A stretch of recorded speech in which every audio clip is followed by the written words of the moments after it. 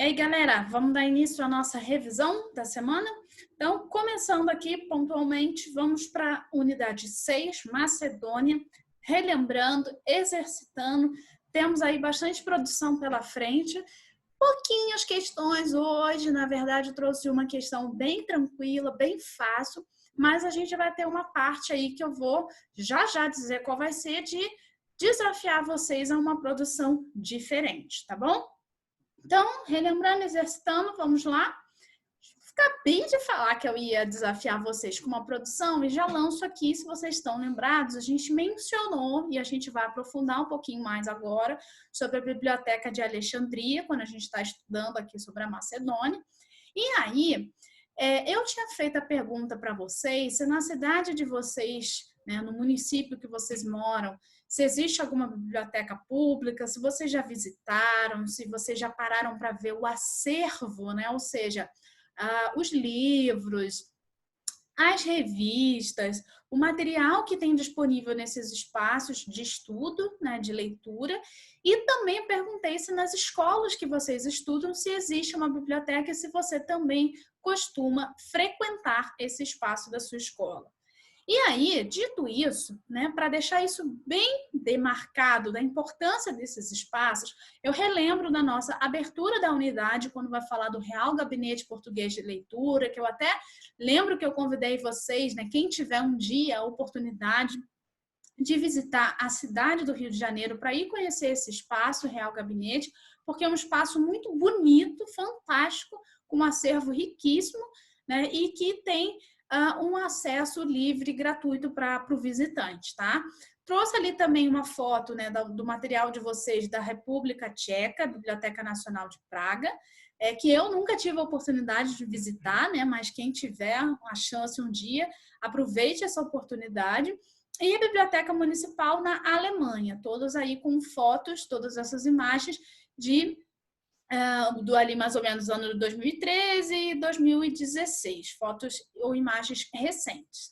E agora, o que isso tem a ver com a gente? Eu queria que vocês pensassem numa forma criativa de produzir um conteúdo falando da importância das bibliotecas. A gente vai relacionar isso no slide na sequência sobre a Biblioteca de Alexandria, mas eu queria que vocês pensassem numa forma de produzir informação, produzir conhecimento que fosse prazerosa para vocês. Então, por exemplo, tem gente que tem habilidade para o desenho, a gente já trabalhou com desenho aqui em outras aulas. Eu lembro lá dos hieróglifos, estão lembrados? Quando a gente estudou sobre o Egito, que a gente trabalhou com desenho no caderno, brincando lá com os nomes.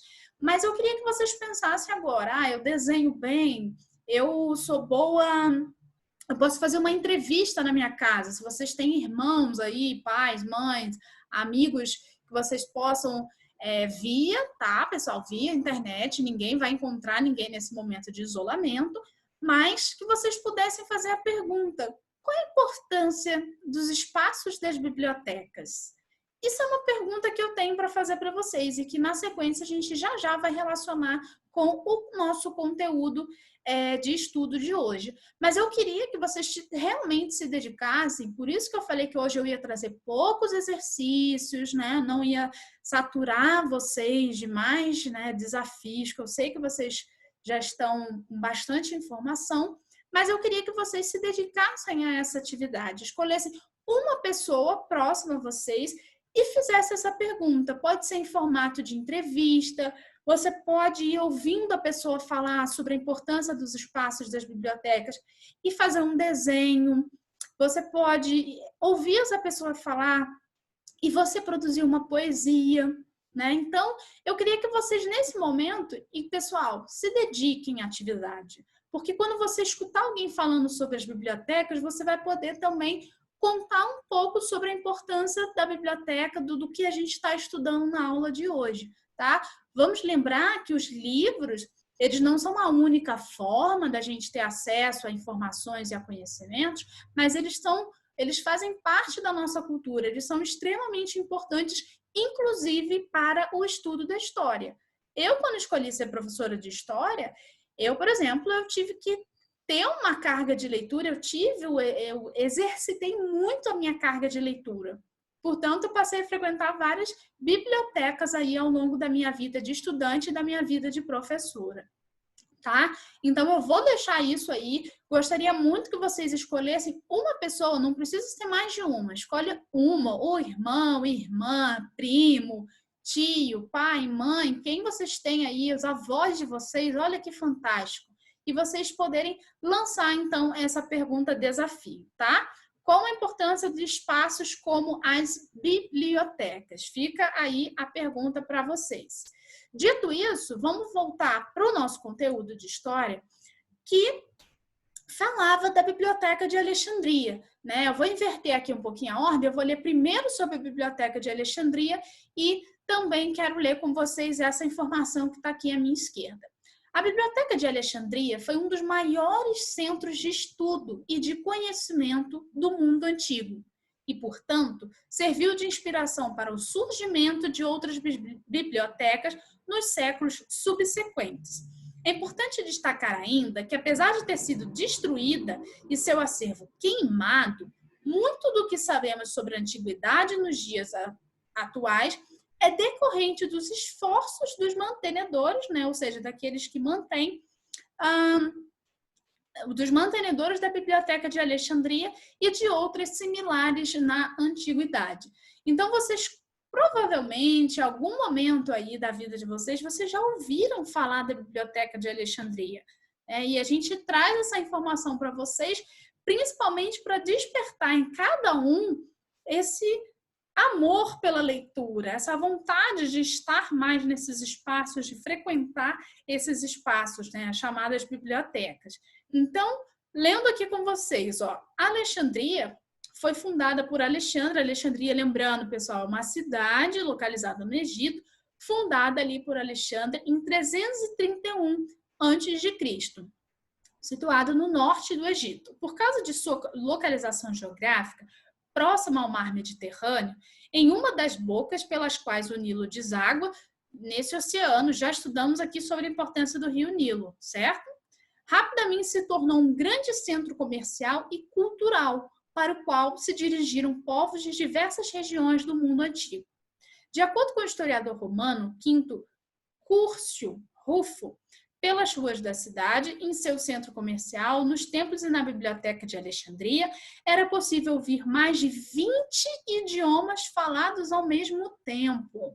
Então, pessoal, essa informação é muito interessante porque situa para a gente de onde a gente está falando, Alexandria ali situada ao norte, né, no norte do Egito, tem um marco cronológico ali de quando ela foi fundada e, principalmente, a informação que é mais importante para a gente é compreender a sua relevância, ou seja, a sua importância na antiguidade e até mesmo nos dias atuais, tá?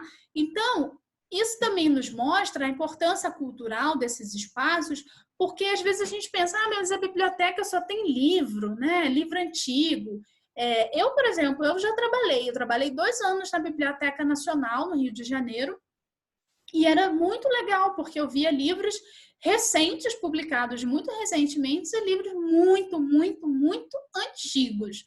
Então, é interessante, e não só livros, né, pessoal? A gente tem, no caso da Biblioteca Nacional no Rio de Janeiro, vocês vão estudar isso em outros momentos aí dos estudos mais para frente um pouquinho. A gente tem documentação, periódicos, que são jornais, revistas, microfilme. Vou deixar isso aí no ar. Professora, o que é microfilme? Vai lá dar uma pesquisada na internet para vocês entenderem a importância dos microfilmes. Então, as bibliotecas, elas são espaços de troca de conhecimento, de saberes, certo? Então, no caso do conteúdo que a gente está focando hoje na nossa aula de história, é muito importante que a gente pesquise mais informações. Vou lembrar para vocês, tem mais informações lá nos materiais didáticos que vocês utilizam, no livro de atividades, né? No nosso Positivo On, que é o ambiente virtual de aprendizagem, nas trilhas. Pesquisem, fuçem, naveguem, interajam. Tudo isso vai trazendo mais conhecimento para cada uma que está aqui interagindo comigo, beleza? Então, pesquisa lá mais informações para que na hora que você vai fazer a entrevista, só para voltar ali, a entrevista com alguém que você escolher, você possa contar também um pouquinho do que você aprendeu sobre a Biblioteca de Alexandria, tá? Então, quando você for entrevistar, você conta um pouquinho dessa história que você vai aprender aqui com os nossos livros e também com a nossa aula, e também você escuta, ouve o que a pessoa vai te falar da importância desses espaços como troca, como oportunidade de ampliação do conhecimento, beleza?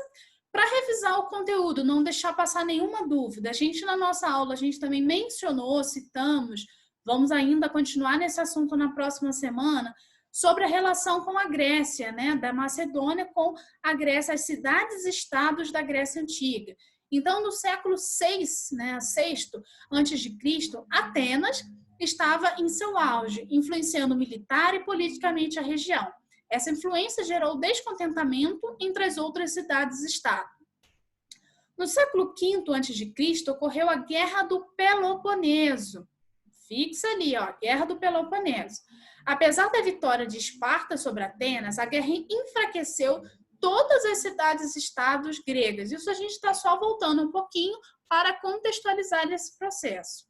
Enquanto os gregos estavam enfraquecidos, os macedônios passavam por um período de desenvolvimento na arte e na literatura e de disputas violentas pelo poder, que culminaram na ascensão de Filipe II. Lembro que na nossa aula a gente mencionou sobre essa liderança aí de Filipe II. E também no fortalecimento no fortalecimento do Império Macedônico. Aproveitando-se do enfraquecimento das cidades-estados gregas, Filipe II conquistou algumas, né, mais de alguma delas no século IV a.C., certo?